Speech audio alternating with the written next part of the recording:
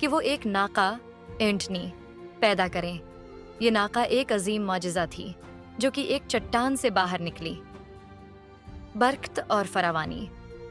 ناقہ نہ صرف ایک معجزہ تھی بلکہ اللہ کی رحمت کی علامت بھی تھی۔ اللہ نے اس ناقہ کو قوم تھمود کے لیے رزق کا ذریعہ بنایا اور ان کو حکم دیا کہ اس کی حفاظت کریں۔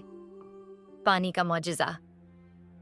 ناقہ کے لیے ایک مخصوص دن میں پانی پینے کا وقت مقرر تھا اور اس دن قوم کو اس کے پانی پینے سے روکا گیا تھا۔ باقی دنوں میں قوم پانی پی سکتی تھی۔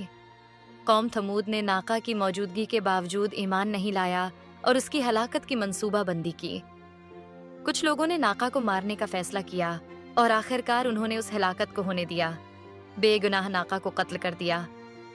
یہ عمل نہ صرف اللہ کے احکام کی نافرمانی تھی بلکہ یہ ان کی بے انتہا بدبختی کا ایک نمونہ بھی تھا۔ نافق کے قتل کے بعد اللہ نے قوم ہلاک کر دیا